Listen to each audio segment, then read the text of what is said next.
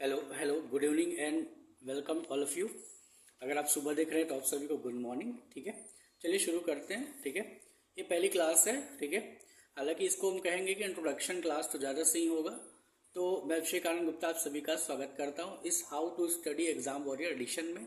तो सबसे पहले इस नाम को डिफाइन करें। हाउ टू स्टडी क्यों नाम रखा? इसलिए रखा क्योंकि पढ़ने की जो वैज्ञानिक विधि है, जो हार्वर्ड स्कूल में पढ़ाई जाती है, जो ऑक्सफोर्ड में पढ़ाई जाती है, जो कोलंबिया यूनिवर्सिटी में पढ़ाई जा रही है, जो मैसाचुसेट्स ऑफ इंस्टीट्यूट जिसको हम बोलते हैं, अमेरिका की एक संस्था है, वहाँ पर भी पढ़ाई जा रही है। उस तरह की चीज़, वो पढ़ने की जो टेक्निक है, वो भारतीय बच्चों को पढ़ाना, यही उद्देश्य हमारा इस कोर्स का है। ठीक है, इसके अलावा मेरा उद्देश्य ये भी है कि जो बच्चे पढ़ने की विधि अगर बचपन से ही सीख जाते हैं तो आगे चल करके बहुत कमाल करते हैं। ठीक है, चाहे वो किसी भी बड़ी तैयारी पर जाए, वो चाहे वो जेई की तैयारी पर जाए, चाहे वो आईआईटी की तैयारी पर जाए, ठीक है, चाहे वो आईएएस की तैयारी पर जाए, पीसीएस तैयार करें, उस सब पे इस विधि का उपयोग बहुत ज़्यादा आता है। ठीक है, इसलिए इस कोर्स का उद्देश्य मैंने ये रखा है कि इन वैज्ञानिक विधियों को क्या किया जाए, बच्चों तक पहुँचा दिया जाए। क्योंकि देखिए, एआई का ज़माना है और एआई के ज़माने में बहुत कमाल के रिसर्चेस हो रहे हैं, और उन रिसर्चेस को हमको समझना तब तक नहीं आएगा जब तक हमारे पढ़ने की विधि सही ना हो। इसलिए हम देख रहे होगा कि आपने चैट जीपीटी है या को पायलट है या फिर ग्रोक है, इनका उपयोग हम बहुत अच्छा नहीं कर पाते हैं। उसका पीछे कारण ये है क्योंकि हमें पढ़ने की सही विधि नहीं आती। ठीक है, तो आगे चलकर ये उपयोगी बहुत होगी, आपके अभी के एग्जाम में तो होगी होगी, और हमेशा जब भी आप एग्जाम दे रहे हो, जब भी आप पढ़ाई कर रहे हो, सब में ये विधि बहुत उपयोगी होगी। ठीक है, इसकी महत्वपूर्ण लाइन क्या है? सही तरीके से पढ़ो, आत्मविश्वास से आगे बढ़ो। ऐसा क्यों कहा गया? तो देखो, सही तरीके से ही पढ़ना आ गया तो पढ़ाई में आत्मविश्वास आ जाएगा, और आत्मविश्वास सफलता की बहुत बड़ी कुंजी होती है, आपको पता है। ठीक है, तो इसलिए इसको वैसा नाम हमने इस पर रखा हुआ है। शुरू में ही आपको मैं पीडीएफ के बारे में क्लियर कर देता हूँ। टोटल जो पीडीएफ होंगे वो कितने होंगे? 11 पीडीएफ आपको मिलेंगे, जिसमें ये पहला पीडीएफ आप देख पा रहे हो। ठीक है, इसको आपको प्रिंट आउट करा लेना है। ठीक है, ये जो पीडीएफ आप देख पा रहे हो, ये जो पीडीएफ है ना, इस तरह का पीडीएफ टोटल 11 पीडीएफ है। ये पीडीएफ आपको स्क्रीन पे भी दिखाई दे रहा है और मैंने ये प्रिंट भी करा लिया हुआ है। ठीक है, तो ये जो पीडीएफ है हमारा, है ना, ये जो पीडीएफ है, अब देखो, इस पीडीएफ का जो हिस्सा है वो करीब 3 पेज यहाँ पर हमको देखने को मिलेगा। ठीक है, तो 3 पेजेस में इस पेज को जरा नीचे कर रहा हूँ मैं। देखो, यहाँ पर एक महत्वपूर्ण लाइन है, कोशिश इतनी कर ली जानी चाहिए कि आगे कोशिश न करने का मलाल न रह जाए। ठीक है, तो इस कोर्स के बारे में ये बात बिल्कुल सही है कि अगर आपने पढ़ने की सही विधि जान ली, ठीक है, तो आपको ये कभी मलाल नहीं रहेगा कि पढ़ने की वैज्ञानिक विधि का उपयोग मैं नहीं कर रहा हूँ, इसलिए नहीं सीख पा रहा हूँ। बहुत लोग के बहाना होता है कि भाई हम अच्छे से पढ़ना हमें आता ही नहीं है, तो हम अच्छा कर पाएंगे क्या? हालांकि कई लोग को ये भी नहीं पता है कि हमको अच्छा पढ़ना नहीं आता। तो इस तरह की पछतावा अगर आपके अंदर बाद में पैदा ना हो, इसके लिए हम क्या कर रहे हैं? इसके लिए इसको लेकर के चल रहे हैं। ठीक है, तो आगे बढ़ते हैं इसके बाद फिर। ठीक है, तो यहाँ पर से हमारा पहला जो महत्वपूर्ण पेज है वो आ जाएगा, हाउ टू स्टडी कोर्स का उद्देश्य। ठीक है, इसी चीज़ पर मैं बार बार आपको स्पष्ट तौर पर चीज़ों को क्लियर करने वाला हूँ। ठीक है, तो इसको जरा ध्यान से आप देखिए, है ना, इसके बारे में हम क्या करने वाले हैं। ठीक है, तो ये आपको पूरा दिख रहा होगा, हाउ टू स्टडी कोर्स का उद्देश्य। ठीक है, इसको बड़ा ध्यान से आप समझिए। तो हाउ टू स्टडी कोर्स का जो उद्देश्य है वो क्या है? ठीक है, तो सबसे पहला हमारे दिमाग में ये प्रश्न आता है इसको लेकर के कि हाउ टू स्टडी जो कोर्स है, इसका उद्देश्य क्या है? ठीक है, तो इसका उद्देश्य आपको स्पष्ट तौर पर यहाँ पे दिख रहा होगा। तो यहाँ पर मैं इसको थोड़ा पढ़ भी दे रहा हूँ।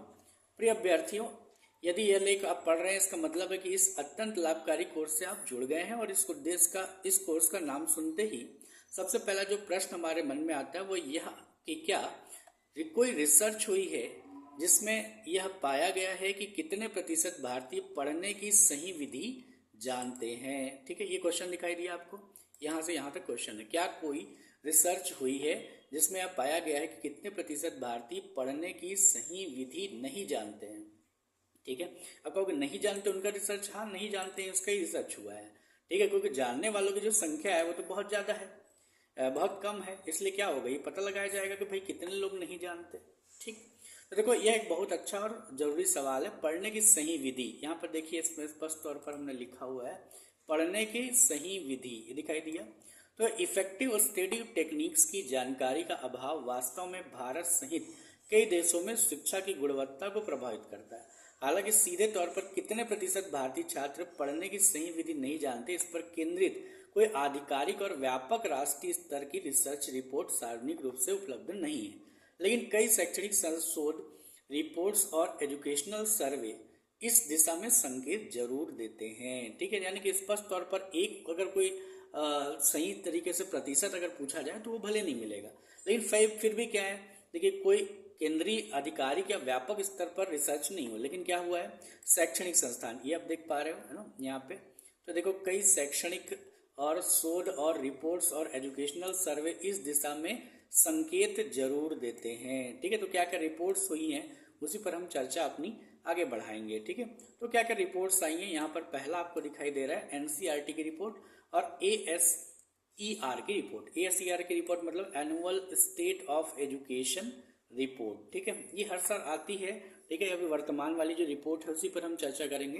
तो एनसीईआरटी की तो हमेशा नहीं आती, एएसईआर की लगभग आती है, हालांकि अब तो थोड़ा ये जानबूझकर डिले करके आया जा रहा है। ठीक है, लाया जा रहा है इसको। ठीक है, तो यहाँ से देखो आप ध्यान से, एएसईआर सेंटर द्वारा हर साल जारी की जाने पर स्पष्ट रूप से सामने आता है कि पहला पॉइंट यहाँ पर देखिए, कई बच्चे उम्र के अनुसार पढ़ने और समझने की मूल क्षमता में कमजोर हैं।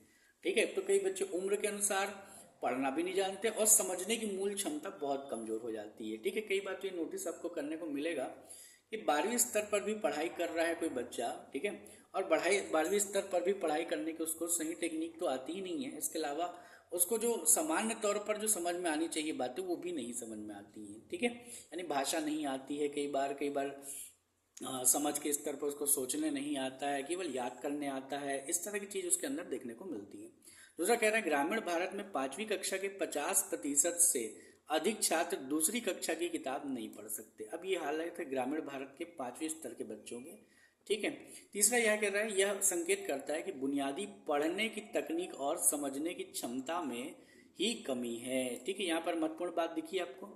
ठीक है, ये महत्वपूर्ण बात क्या कह रहे हैं, स्पष्ट तौर पर देखिए, है ना। तो यहाँ पर इंपॉर्टेंट बात देखो, यहाँ पर कह रहे हैं, ये लास्ट वाला पॉइंट बड़ा महत्वपूर्ण है, पढ़ने की तकनीक और समझने की क्षमता में ही कमी है। ठीक है, स्पष्ट तौर पर ये बात हुई, यानी कि मेरा जो कोर्स है वो पूरी तरीके से रिसर्च पर आधारित है। मैं स्पष्ट तौर पर बार बार अपनी बात को क्लियर कर रहा हूँ कि हमारी जो तकनीक है, यानी पढ़ने की बुनियादी तकनीक, वही हमारी गलत है, इसलिए हम बहुत अच्छा नहीं कर पा रहे हैं। इसके अलावा समझने की जो क्षमता है उसमें भी बहुत भारी कमी है हमारी।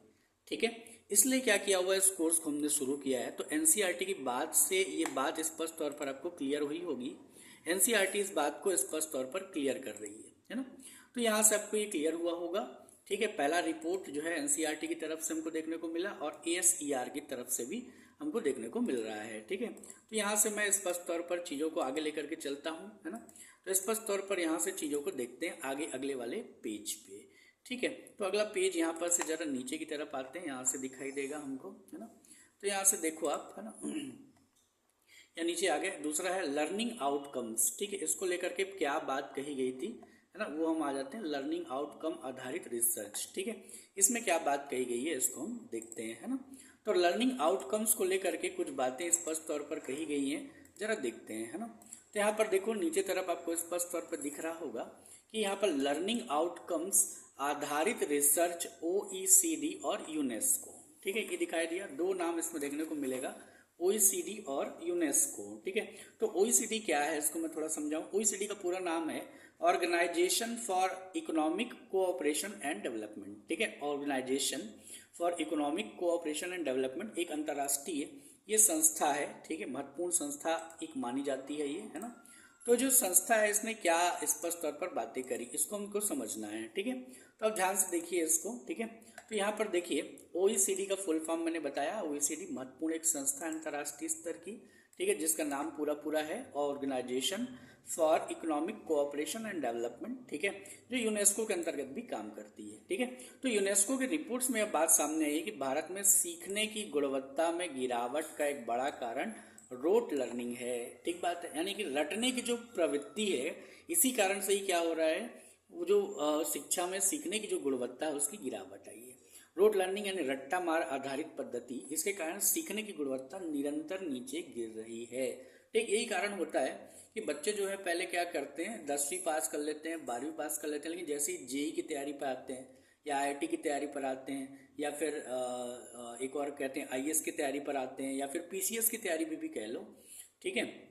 तो भी उनको क्या नहीं होता, सीखने का तरीका उनका नहीं होता, केवल याद करने का तरीका उनके पास होता है।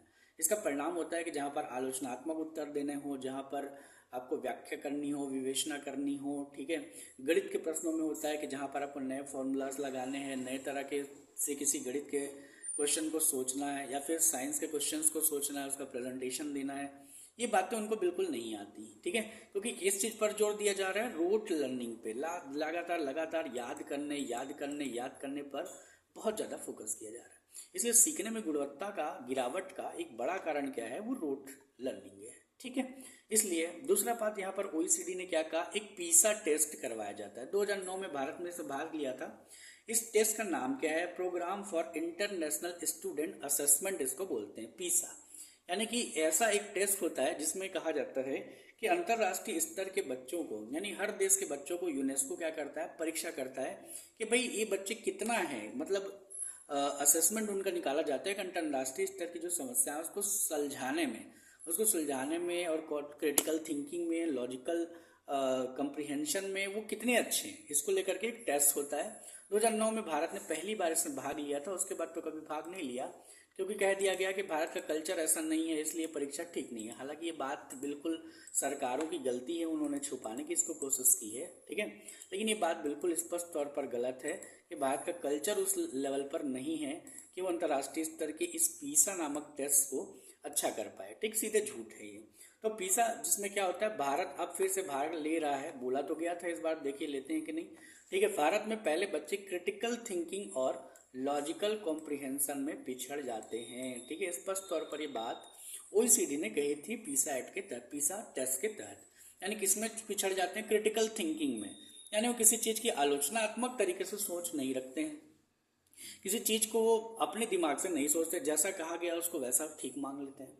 तो जो क्रिटिकल थिंकिंग और लॉजिकल कॉम्प्रिहेंशन, लॉजिकल का मतलब होता है कि किसी चीज़ के पक्ष पर भी और विपक्ष पर भी, दोनों चीज़ पर वो क्या करता हो, कॉम्प्रिहेंड करता हो, दोनों चीज़ों को लॉजिकल तरीके से प्रस्तुत करने की क्षमता रखता हो। इस तरह की चीज़ें भारत के बच्चों में नहीं है, ठीक है। तो लर्निंग आउटकम्स पर आधारित रिसर्च किसने की, ओईसीडी ने। ओईसीडी ने पीसा टेस्ट के तहत ये बात भारत के बच्चों के संबंध में कही है कि क्रिटिकल थिंकिंग और लॉजिकल कॉम्प्रिहेंशन में भारत के बच्चे पिछड़ जाते हैं, ठीक है। क्लियर हुई ये बात, है ना। तो ये आपको स्पष्ट हुई होगी, है ना। तो हम आगे आते हैं इस पे से, है ना। यहाँ से देखते हैं इस बात को।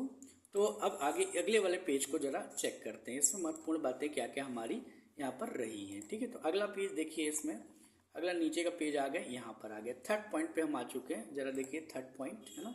तो उसी पेज का ये थर्ड पॉइंट है, इसमें भी महत्वपूर्ण बातें लिखी हुई हैं, इसको आप पढ़िएगा जरूर, है ना, प्रिंट निकालने के लिए, इसीलिए मैंने बार बार कहा, ठीक है। तो उसको हम लेकर के चलते हैं, है ना। जरा देखते हैं इसको, क्लियर है यहाँ से, ठीक, ओके, ये आ गया। यहाँ से देखिए यूनिवर्सिटी क्या कह रहे हैं यहाँ पर, यूनिवर्सिटी आधारित छोटे शोध। तो यहाँ पर 3 तरह के शोध हमने देखा। पहला शोध कौन सा हुआ था, एनसीईआरटी ने किया था, दूसरा ओईसीडी ने किया, तीसरा यूनिवर्सिटी आधारित कुछ माइक्रो स्टडीज भी हुई है, ठीक है। तो क्या माइक्रो स्टडीज हुई है, देखें। पहला, विभिन्न यूनिवर्सिटीज और रिसर्च संस्थानों में किए गए सीमित क्षेत्रीय अध्ययन, यानी कि बहुत लोकल लेवल पर, लिमिटेड लेवल पर चीज़ें की गई है। तो सीमित क्षेत्रीय अध्ययन यहाँ पर किए गए, जैसे दिल्ली यूनिवर्सिटी, इग्नू और टिस आदि में, ठीक है। दिल्ली यूनिवर्सिटी, इग्नू, इन लोगों ने भी क्या किया है, कुछ रिसर्च किए हैं, जिससे क्या बात निकल करके आई। तो यहाँ पर देखिए महत्वपूर्ण बात, पहला बात, 70% से अधिक छात्रों को ये नहीं सिखाया गया कि पढ़ने की प्रभावी रणनीतियाँ क्या होती हैं, ठीक है।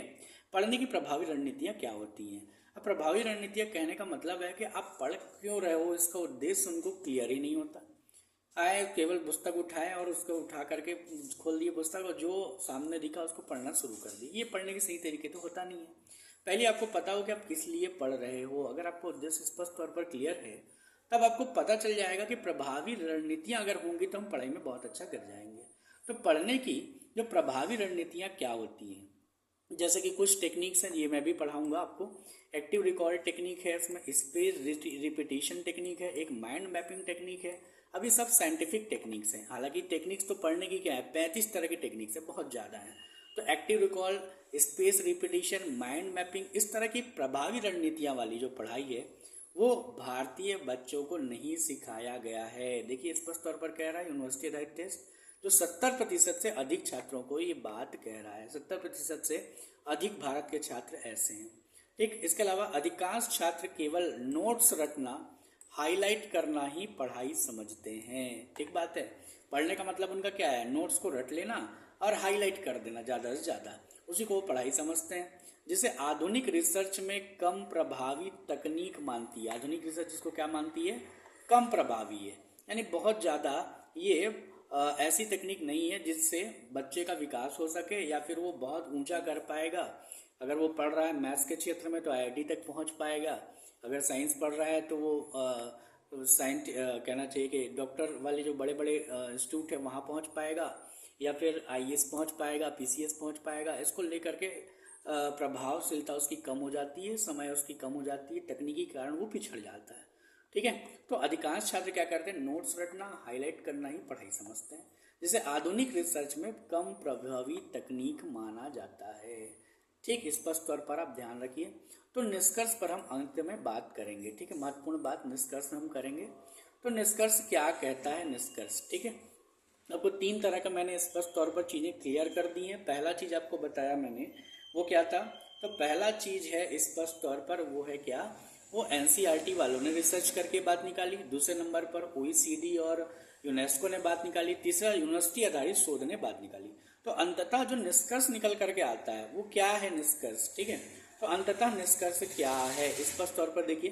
तो निष्कर्ष में कहते हैं सटीक प्रतिशत में कोई नेशनल डेटा नहीं है जो यही कहे कि छात्र पढ़ने की सही विधि नहीं जानते। ठीक बात है, यानी कि कोई डेटा स्पष्ट तौर पर नहीं है, लेकिन शोध और रिपोर्ट्स तो अगर स्पष्ट तौर पर करती है कि 60 से 80% छात्र पढ़ने की सही तकनीकों से अनजान है और पारंपरिक और अप्रभावित तकनीकों पर निर्भर रहते हैं। स्पष्ट तौर पर कह रहे हैं, यानी 60 से 80% छात्र पढ़ने की सही तकनीकों से अनजान है और पारंपरिक और अप्रभावित तकनीकों पर निर्भर रहते हैं। ठीक, स्पष्ट तौर पर दिखाई दिया, यानी भारत के 60 से 80% छात्र पढ़ने की सही तकनीक नहीं जानते, पूरे भारत भर के। अब सोच करके देखो, अब पारंपरिक और अप्रभावित तकनीक यानी कि आज अप्रभावी हो गई है। आज के आधुनिक युग में रोबोटिक्स और एआई के जमाने में ये टेक्निक्स काम की नहीं रह गई है, इसलिए आगे चल करके जो नए रिसर्च होते हैं, नई तरह की टेक्नोलॉजी आती है, उसके साथ भी वो बहुत अच्छा कोप अप नहीं कर पाते, बहुत अच्छा उसके साथ सहयोग नहीं कर पाते। समझ पा रहे? तो 60 से 80% छात्र सही तकनीकों से अनजान है। इस वीडियो को देख रहे सभी लोगों से मैं बार बार ये निवेदन करूंगा कि इस फैक्ट को स्वीकार कर लीजिए, इस फैक्ट को बार बार स्वीकार कर लीजिए कि 60 से 80% छात्र पढ़ने की सही तकनीक नहीं जानते, जिनमें हम भी आते हैं, हमें भी नहीं आता। ठीक है, अब तो मैंने बहुत कुछ इसमें पढ़ लिया तो मुझे आ रही है, लेकिन मैक्सिमम लोगों को ये चीज़ नहीं आती तो छोड़ो, उनको इस बारे में बेसिक बातें तक पता नहीं है कि हमें ये नहीं आता, और उन्हें एक धोखा भी है कि हमको पढ़ना आता है। ठीक है, तो 60 से 80% छात्र पढ़ने की सही तकनीकों से अनजान है, पारंपरिक अप्रभावित तकनीकों पर निर्भर रहते हैं। ठीक है, ये निष्कर्ष स्पष्ट तौर पर निकलता है। ठीक, आगे देखते हैं इसमें समाधान के रूप में क्या किया जा रहा है। ठीक, तो क्या सरकारों ने कुछ नहीं किया? नहीं, सरकारों ने कुछ किया है। ठीक है, क्या क्या किया है वो भी हम थोड़ा सा चर्चा कर लें, लेकिन क्या वो जो किया गया है वो हमारे सभी लोगों के लिए उपयोगी है? क्या हमारी ये जो दिक्कतें हैं इसको दूर करने में क्या ये सहयोगी है? जो सरकारी कदम उठाए गए हैं वो, तो इस पर भी हम थोड़ी चर्चा कर लेते हैं कि सरकारों ने इस पर क्या किया हुआ है। ठीक है, तो इस पर दिखेगा आपको, है ना, कि सरकारों ने क्या किया। ठीक, तो यहाँ से देखो, यहाँ पर समाधान के रूप में क्या किया जा रहा है, स्पष्ट तौर पर दिखा होगा। तो समाधान के रूप में क्या किया जा रहा है भाई, क्या किया जा रहा है, जरा देखें क्या किया जा रहा है। तो नैप यानी न्यू एजुकेशन पॉलिसी 2020 नई शिक्षा नीति में पढ़ने की समझ यानी फाउंडेशनल लिटरेसी और स्किल बेस्ड लर्निंग पर जोर दिया गया है। ठीक है, यानी कि फाउंडेशनल लिटरेसी यानी बेसिक समझ, यानी बचपन से जो समझ होती है फाउंडेशनल लिटरेसी, उस पर जोर दिया गया, और स्किल बेस्ड लर्निंग पर जोर दिया गया है, यानी कोई स्किल चीज़ सीख लिया जाए, इस पर जोर दिया है एनईपी ने। लेकिन फिर भी ध्यान रखना है इस बात को कि नई एनईपी में भी पूरा पढ़ा है मैंने, नई एनईपी, उसमें कहीं पर भी स्किल जो है वो पढ़ने की स्किल सिखाने की बात नहीं कही गई है। ठीक है, आप भी सर्च कर लेना, आपको पता चलेगा। एनईपी जो 2020 में आया था उसमें कहीं पर भी ऐसे स्किल का जिक्र नहीं है जो पढ़ने के स्किल है उस पर जिक्र नहीं है। बाकी दूसरी चीज़ों पर जिक्र है कि कंप्यूटर सीखना है कि फिर उसमें दूसरे छोटे मोटे काम करने हैं, उस पर है उनका स्किल, लेकिन कहीं पर भी उस स्किल पर जोर नहीं है। आई बात समझ में। दूसरा देखते हैं इसके बाद, जिज्ञासा, दीक्षा ऐप और एफएनपी मिशन जैसे सरकारी प्लेटफॉर्म भी अब कैसे पढ़े सिखाने पर काम कर रहे हैं। ठीक है, जिज्ञासा और दीक्षा ऐप एफएनपी, लेकिन ये चेक करोगे तो पता चलेगा आपको ये 5वीं स्तर की जो पढ़ाई है केवल उसी को सिखाने पर ये मिशन काम कर रहे हैं, 5वीं लेवल तक। 6, 7, 8 वगैरह तक की बहुत कम ये प्रभावी इनकी भूमिका है जिज्ञासा, दीक्षा और एफएनपी ऐप की। ठीक है, क्योंकि देखो अब तो जो लड़ाई है आगे चल करके समझने की वो तो एआई से है। लोग एआई पढ़ करके समझ रहे हैं, एआई को जो समझने की टेक्निक जो ज़्यादा रखेंगे वो ज़्यादा प्रतियोगिता में आगे हो पाएंगे, ज़्यादा नंबर ला पाएंगे, ज़्यादा नौकरी ला पाएंगे, नौकरी में रैंकिंग्स ला पाएंगे। ठीक है, तो उनके लिए ये जो ऐप है वो बहुत उपयोगी नहीं रह जाती। छोटे बच्चों के लिए उपयोगी है, मैं मान सकता हूँ, लेकिन इनका प्रभाव अभी सीमित है। अब देखो क्या कह रहा है, लेकिन इनका प्रभाव सीमित है। जमीनी स्तर पर अभी भी जरूरत है कि शिक्षक, कोचिंग संस्थान और अभिभावक ये मिलकर सही अध्ययन विधियां सिखाएं, तो ही इस समस्या का प्रभावी हल निकाला जा सकता है। समझ पा रहे हैं क्या कह रहा है? यानी कि किसको किसको मिलना होगा, शिक्षकों को, कोचिंग संस्थानों को, अभिभावकों को, इन सबको मिल करके क्या करना पड़ेगा हमको, सही विधि है ना, यानी पढ़ाने की या पढ़ने की सही विधि हमको ये खोजना होगा, सिखाना होगा बच्चों को, तो ही क्या किया जा सकता है, इसका प्रभावी हल निकाला जा सकता है। इसलिए जितने भी लोग वीडियो देख रहे हैं, मैं बार बार आपको निवेदन कर रहा हूँ, इस बात को एकदम सीरियसली लीजिए कि ये जो कोर्स है वो वाकई में आपका जीवन बदलने वाला कोर्स है।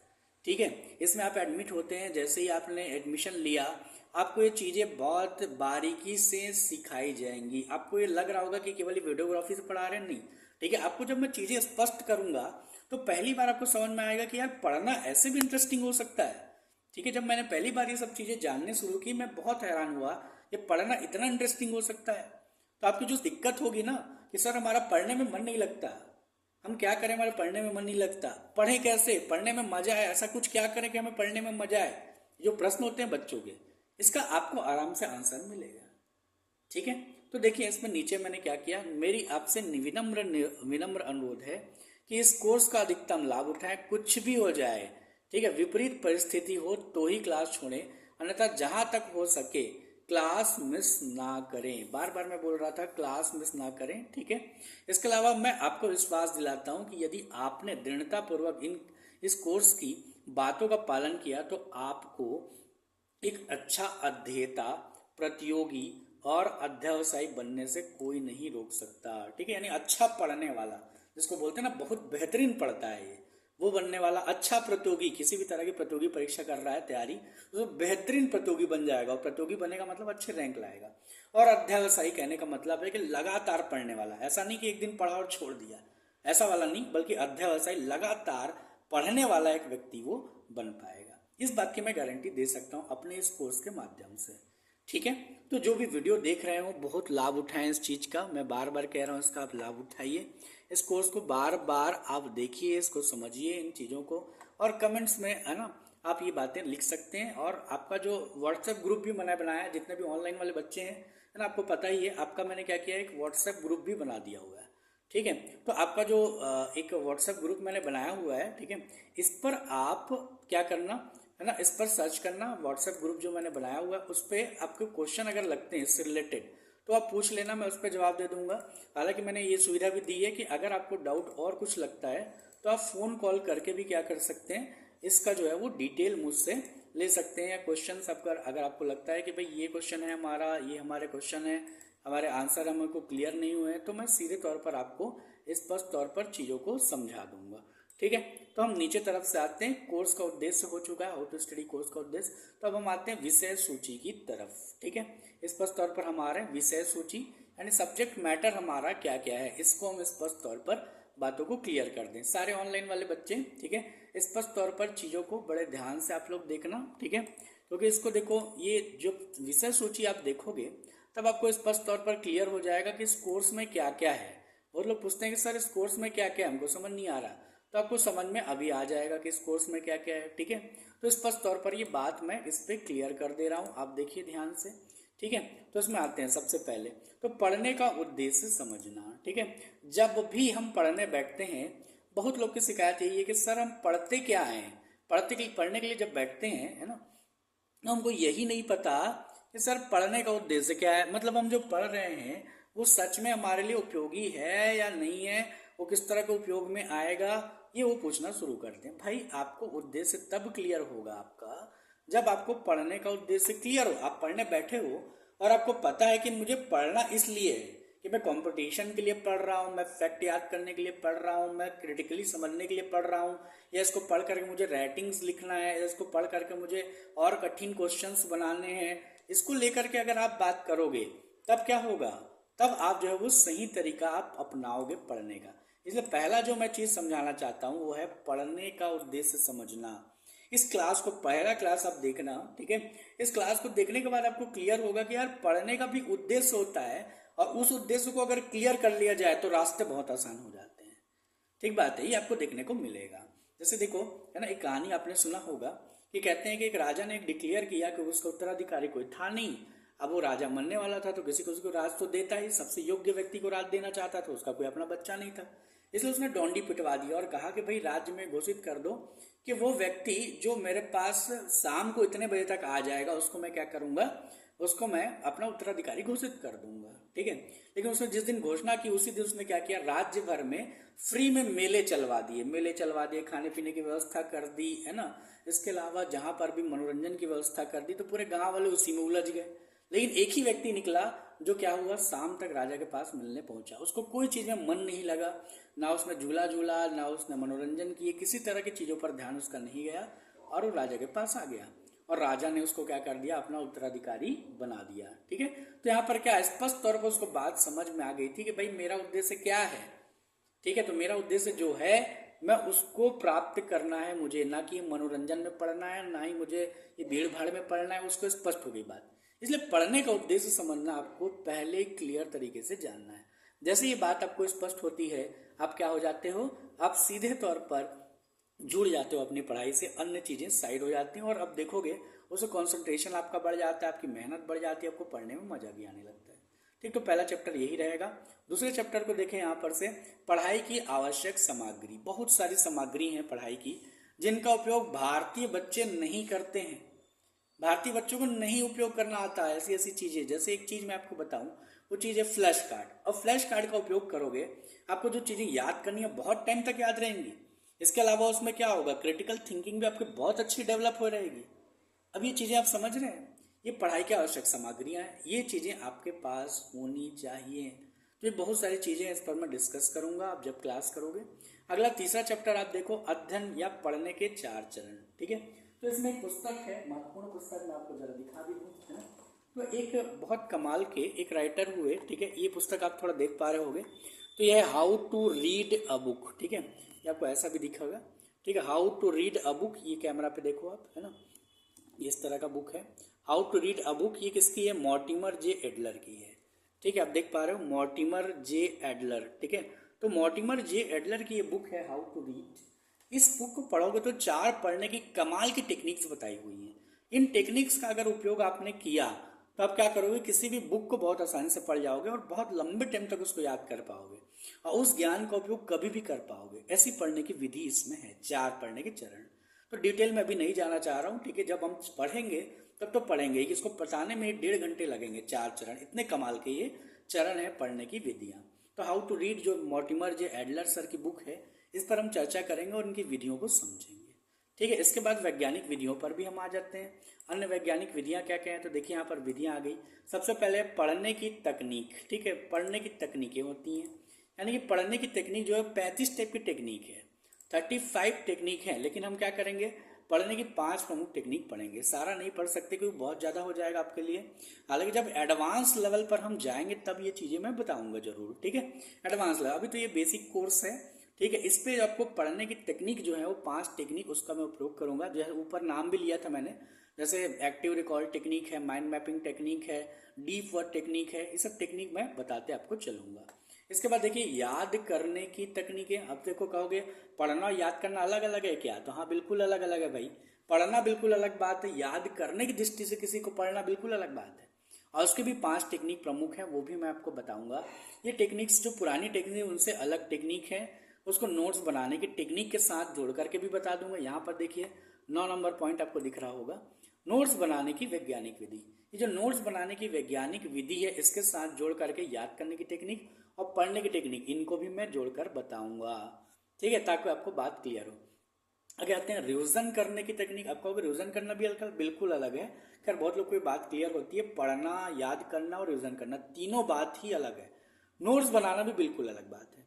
तो चारों बातें अगर एक सीक्वेंस में होती हैं तो आप क्या कर लोगे, बहुत अच्छे से जो चीज भी आप तैयार कर रहे हो उस पर आप एक्सपर्ट हो जाओगे, एकदम बड़े एक्सपर्ट हो जाओगे। ये बात की गारंटी मैं ले सकता हूँ। यानी कहने का मतलब है कि पढ़ने, याद करने, रिवीजन करने, ये तीनों की टेक्निक, बेहतरीन टेक्निक अगर आपको आती है, नोट्स बनाने की टेक्निक आती है, तब आप क्या कर जाओगे, किसी भी तरह की तैयारी आप कर रहे हो वो सब बहुत आगे निकल जाओगे, ठीक है। ये बात आपको बता रहा हूँ। अगला देखिए इसके बाद पढ़ने का उल्टा पहिया, पढ़ाई का उल्टा पहिया। अब पढ़ाई का उल्टा पहिया क्या है भाई, ये भी थोड़ा सा देखें। तो पढ़ाई का उल्टा पहिया कहने का मतलब है कि कुछ गलतियां हैं जो हम कर रहे हैं, ठीक है। पढ़ने के टाइम पे कुछ उल्टी पुल्टी गलत सलत हम लोग क्या कर रहे हैं, गतिविधियां कर रहे हैं। तो ये गतिविधियां क्या है, पढ़ाई की गलतियां, ठीक है। ढेरों गलतियां हैं, लेकिन कुछ गलतियां ऐसी हैं जानते हो, जो एक गलती अगर कर रहा हो तो पढ़ने का लगभग 50 से 60% उसकी पढ़ाई है, वो गलती उस 50-60% पढ़ाई को खा जाती है। यानी अगर वो गलती आपने किया और पढ़ाई भी आप कर रहे हैं तो 50-60% गलतियां आपकी वो खा जाएगी, वो गलती उस पढ़ाई को खा जाएगी 50-60%। समझ पा रहे हो। तो इस तरह की गलतियां भी है जो उनको पता नहीं है ना, और बहुत लोग उसको इग्नोर भी कर रहे हैं, क्योंकि देखो बताया ही नहीं जा रहा ना कि ये बहुत बड़ी गलती है, ऐसा करके उसको दिखाया नहीं जा रहा कि बहुत बड़ी गलती है। इसलिए क्या वो गलतियां हम करते चल रहे हैं। तो 50 से 60% अगर आपको अपनी पढ़ाई को बचाए रखना है, बनाए रखना है, तो आपको क्या करना पड़ेगा, इन गलतियों को दूर करना पड़ेगा, ठीक है। साइंटिफिक लेवल पर भी ये गलतियां बहुत बड़ी गलतियां मानी जाती हैं किसी भी चीज की तैयारी को लेकर के, ठीक है। तो ध्यान रखिएगा। आगे अगला आते हैं, इसके बाद फिर 8 नंबर आपको दिखाई दे रहा होगा, ठीक है। तो 8 नंबर को देखो यहाँ पर टाइम टेबल का जादू, ठीक है। ये वाकई में जादू है। टाइम टेबल अगर आपको सही है और टाइम टेबल आपको फॉलो करना आता है, थोड़ा भी आता है, टाइम टेबल अगर देखा होगा, आपने बनाया होगा, आपको याद होगा, तो टाइम टेबल हम बनाते तो हैं लेकिन तो उसका 100% कभी उपयोग नहीं कर पाते। तो यहाँ पर 50-60% भी उपयोग कर पाते हैं तो बहुत आगे होते हैं। तो सोचो 100% अगर टाइम टेबल का उपयोग कर लिया जाए तो कैसे होगा, ठीक है। तो टाइम टेबल एक जादू है बहुत बड़ा, ठीक है। उसको अब उपयोग करना मैं सिखाऊंगा। पहले टाइम टेबल बनाते कैसे, धीरे धीरे फॉलो कैसे करते हैं, वो होगा आपके साथ। मेरा अनुभव भी रहेगा इसमें, साइंटिफिक बातें भी रहेंगी। नोट्स बनाने की वैज्ञानिक विधि, इस पर मैंने बातें करी। कई विधियां हैं नोट्स बनाने की वैज्ञानिक विधि, सब्जेक्ट टू सब्जेक्ट वेरी करता है, ध्यान रखना। हर नोट जो है वो सब्जेक्ट टू सब्जेक्ट वेरी करता है। अगर सब्जेक्ट के अनुसार अगर आपने बनाया कि मेरा सब्जेक्ट ये है और इस सब्जेक्ट के अनुसार मैं ऐसा बनाना चाहता हूं, तो वैसा बनाओगे तो क्या होगा, वो सब्जेक्ट अपने आप में आपको याद होने लगेगा, आपके क्रिटिकल माइंड में चला जाएगा, आपके सबकॉन्शियस माइंड में चला जाएगा और आप बहुत अच्छा कर पाओगे, ठीक है। तो ये नोट बनाने की वैज्ञानिक विधियां। लास्ट में एक और बात आ गई, महत्वपूर्ण बात है, 10 नंबर चैप्टर है जिसमें आपको पहला समझना है क्या। तो पहली चीज आपको मैं बताऊंगा वो क्या है, वो है यहाँ पर दृश्य कल्पना। ये देख पा रहे हैं, विजुअलाइजेशन जिसको हम बोलते हैं। तो ये जो विजुअलाइजेशन है ये क्या है एक्चुअल में, तो कल्पना की एक शक्ति है। उस कल्पना शक्ति से हमारी मेमोरी शक्ति भी बढ़ती है, हम जो पढ़ते हो हमें याद भी रहता है। इसके अलावा उसका रिटेंशन, उसको लंबे समय तक याद करना, और जहां पर उसका उपयोग होना है उस चीज को वहां पर उसका उपयोग करके दिखा देना, वो भी यहाँ पर होता है। इसको बोलते हैं विजुअलाइजेशन, ठीक है। ये मैं आपको सिखाऊंगा। इसके अलावा सकारात्मकता या आत्म संकेतक, हालांकि इसको बोलते हैं एफर्मेशन, यानी आप जो सोच रहे हो उसको कर्म में कैसे डालो, उसको काम में कैसे ले आओगे, इसको लेकर के बातें करेंगे। एफर्मेशन में जो बहुत वैज्ञानिक साइंटिफिक टेक्निक है, साइकोलॉजी वाले तो बहुत इसको मानते हैं एफर्मेशन को। मैंने भी जब साइकोलॉजी पढ़ी तब मुझे बात बहुत स्पष्ट हुई थी एफर्मेशन की, ठीक है। इसके अलावा लास्ट में आएगा लक्ष्य का मानसिक निर्माण, ठीक है। लक्ष्य का मानसिक निर्माण यानी मैनिफेस्टेशन, यानी जो आप सोच रहे हो वो सामने आपको दिखेगा कैसे, वो सामने आते कैसे जाएगा। आपने जो लक्ष्य बनाया वो धीरे धीरे धीरे धीरे सफल हो रहा है, ये बात आपको कैसे पता चलेगी, ये हम लोग बात करेंगे किसमें, मैनिफेस्टेशन में, ठीक है। तो ये हुई हमारी विषय सूची पूरी की पूरी, क्लियर है। तो हमने क्या क्या चीज़ों पर चर्चा की आपको क्लियर तरीके से बता दूं। तो पहले हमने सब्जेक्ट का नाम या कहना चाहिए कोर्स का नाम ऐसा क्यों रखा ये हमने बताया। दूसरा आपको बताया कोर्स का यहाँ पर जो कोर्स है उसका उद्देश्य क्या है वो भी मैंने बताया। जो उद्देश्य तो बहुत बड़ा है और जितने ज़्यादा बच्चे जो भी सब्जेक्ट की तैयारी करते हो जो भी बच्चे इस उद्देश्य को समझेंगे और अपने पढ़ाई का उद्देश्य समझेंगे वो बहुत आगे जाएंगे। ठीक है। तीसरा बात मैंने क्या किया, रिसर्च में तीनों रिसर्च यानी एनसीईआरटी के रिसर्च और यूनिवर्सिटी लेवल पर रिसर्च और एक और जो रिसर्च था हमारा है ना, यानी कहने का मतलब है OECD वाला यूनेस्को वाला रिसर्च, तीनों आपके सामने रखा कि जो मैं कोर्स चला रहा हूँ वो पूरी तरीके से साइंटिफिक कारणों पर आधारित है। मैं कहीं पर से कोई भी बकवास करने वाला नहीं हूँ। सारा चीज़ें मैं वैज्ञानिक लेवल पर साइंटिफिक लेवल पर लेकर के चलूंगा।